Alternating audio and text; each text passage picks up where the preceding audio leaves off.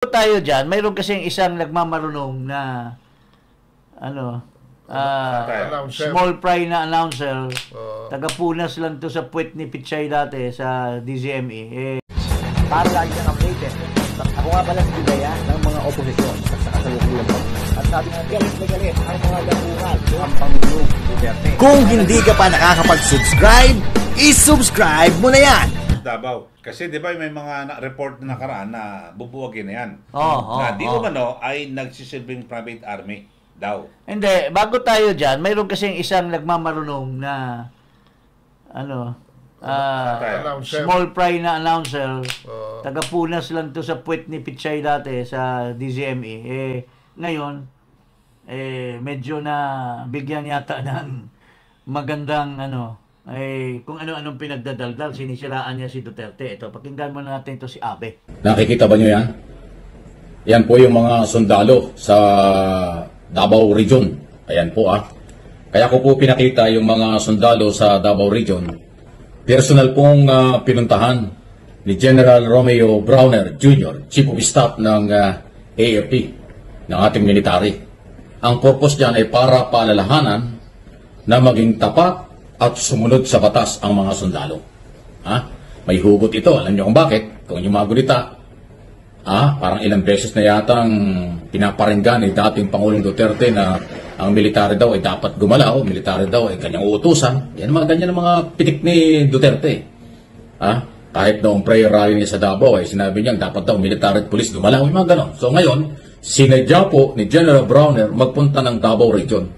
At kanyang kinausap nga po itong mga sundalong ito. Maganda ito dahil isang pagpapakita na ipinapalaala ng Chief of Staff sa ating military, hindi lang ho sa Davao Region, kung hindi sa buong bansa, na maging non-partisan ang military. Hindi talaga pwedeng maggamit sila or magpagamit or gamitin ng kahit na anong grupo sa politika. So, assurance yan at palaala ng Chief of Staff sa mga sundalo sa buong region. Okay? At sa buong bansa na rin para hindi sila magamit. Magandang indikasyon ito, magandang pagkakataon ito dahil yung pag-ikot ni Chief of Staff sa mga importanteng military command o military facilities ay naipaalaala yan. Alam po natin, professional ang ating mga sundalo. Hindi talaga magpapagamit yan. Kung noong araw may mga ganyan, pero ngayon wala na. At alam naman natin, walang matibay na basihan para sila'y gamitin at magpagamit sa mga politiko na kung ano man ang kailang interes. Mga kababayan, kailan ba naging spokesperson ito si Mike Abe ni General Browner? Kung ano-anong mga pinagdadaldal, wala namang sinasabi si General Browner na pumunta siya doon para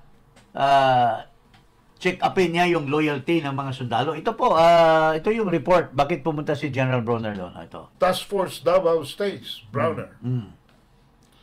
Armed Forces of the Philippines Chief of Staff, General Romeo Browner Jr., on Tuesday dismissed report of Task Force Davao's abolishment as unfounded. It is not true that we will dismantle Task Force Davao. Instead, we will add more task forces in the area, needing our forces to maintain peace and security. Browner said in Filipino during his visit to the country's farthest military post on Mavulis Island in Batanes, where he checked on the welfare of the Filipino troops deployed to the country's northernmost territory.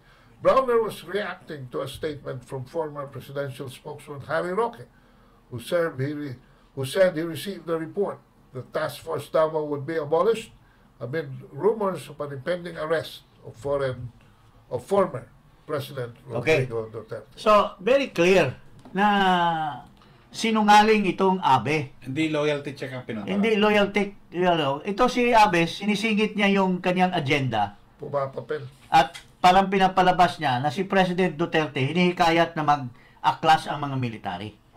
Wala pong ganun, Abe. Naalala mo ba, Mike Abe, na yung itlog ng presidente, sinisip-sip mo nung nasa SMNI ka pa?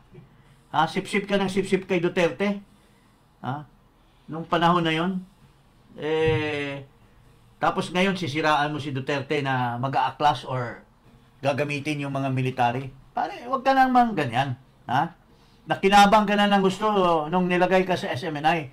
Nagkagalit lang siguro kay ni ni Pastor Kibuloy or kung sinong management ng pati si President Duterte na wala mang ginawa sa iyong masama.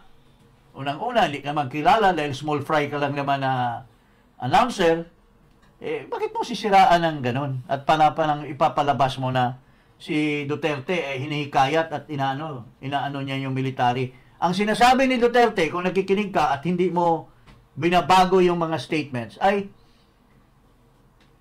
pinakiusapan niya yung military at mga pulis na gawin nila ang kanilang trabaho kung may nakita sila na kabulastugan ng ating bansa.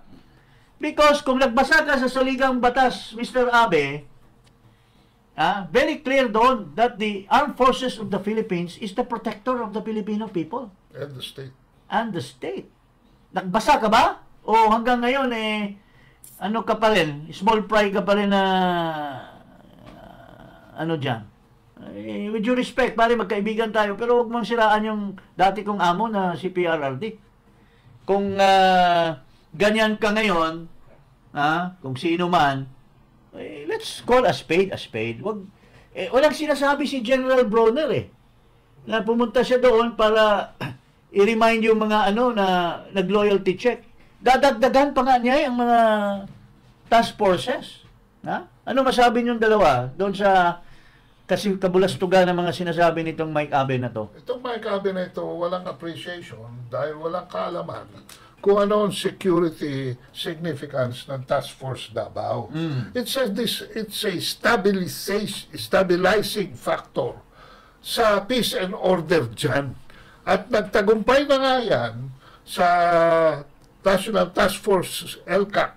Halos wala na raw dyan ngayon In fact, there was a certification because of the Duterte's leadership and Sara Duterte's leadership. Tinataka na ang Davao na free insurgency area. Oo. Kasi dati ang daming namamatay. Ito si Abe, hindi nag-aaral ng history. Ang tumbok mo lang parating gagawa ka ng istorya para siraan lamang ang ating dating Pangulo. Which is not really called for. Which is uncalled for. Ikaw pa rin, Eli, ano masasabi mo? Hindi, dapat yun nga, maliwanag ang bilangkit ni General Browner. So, wala, mananatili at huwag intrigahin yung kanyang pupunta doon. Kasi mas makakasamahin sa bansa. Di ba? Diba? Maliwanag din naman yung naging... Tsaka parang pinapalabas mo ngayon, Abe, instead na patatagin mo yung image ng military, they wanted to be raising a point, pinapahina mo kasi parang ginagawa mong pumunta si Bronner doon para pagsabihan silang huwag magpabata kay Duterte, di ba? Huwag magpasulsol. Huwag magpasulsol o huwag magpaano. Just because they're in Davao. Just because they're in Davao. In fact, kung nakinig ka sa sinabi ni Duterte, Abe, sinabi ni Duterte, hindi po ako nangangailangan ng bodyguard. I can stand on my own 2 feet.